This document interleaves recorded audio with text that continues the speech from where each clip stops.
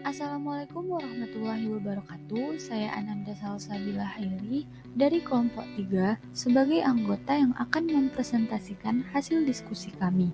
Di video ini saya akan menjelaskan tentang pembagian statistika.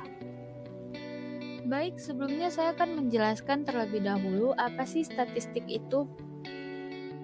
Statistik adalah kumpulan data dalam bentuk angka maupun bukan angka yang disusun dalam bentuk tabel atau daftar dan diagram yang menggambarkan atau berkaitan dengan suatu masalah tertentu. Pembagian statistika terbagi menjadi 3 bagian, yaitu yang pertama, pembagian statistik berdasarkan ruang lingkup penggunanya, yang kedua, pembagian statistik berdasarkan cara pengolahan datanya, dan yang ketiga, pembagian statistik berdasarkan parameternya atau data sebenarnya.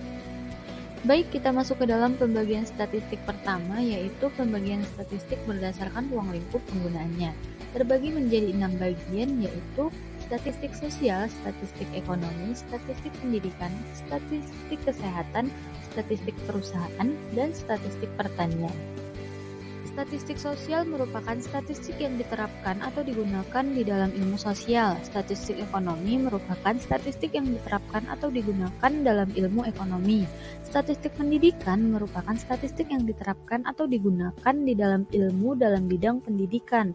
Statistik kesehatan merupakan statistik yang diterapkan atau digunakan di dalam bidang kesehatan. Statistik perusahaan merupakan statistik yang diterapkan atau digunakan di dalam bidang perusahaan. Statistik pertanian merupakan statistik yang diterapkan atau digunakan di dalam bidang pertanian. Selanjutnya, pembagian statistika yang kedua ialah pembagian statistik berdasarkan cara pengolahan datanya. Terbagi menjadi 2 bagian, yaitu statistika deskriptif. Ialah statistika yang berkenaan dengan metode atau cara mendeskripsikan, menggambarkan, menjabarkan, atau menguraikan data sehingga mudah dipahami. Yang kedua, statistika inferensial, yaitu statistika yang berkenaan dengan cara penarikan kesimpulan berdasarkan data yang diperoleh dari sampel untuk menggambarkan karakteristik atau ciri dari suatu populasi. Pembagian statistik terakhir ialah pembagian statistik berdasarkan parameternya atau data sebenarnya. Terbagi menjadi 2 bagian, yaitu yang pertama statistik parametrik, didasarkan pada asumsi tentang distribusi populasi dari mana sampel diambil. Biasanya, distribusi frekuensi yang dijadikan asumsi adalah distribusi normal. Yang kedua, statistik non-parametrik, tidak didasarkan pada asumsi tersebut, yaitu data dapat dikumpulkan dari sampel yang tidak mengikuti distribusi tertentu.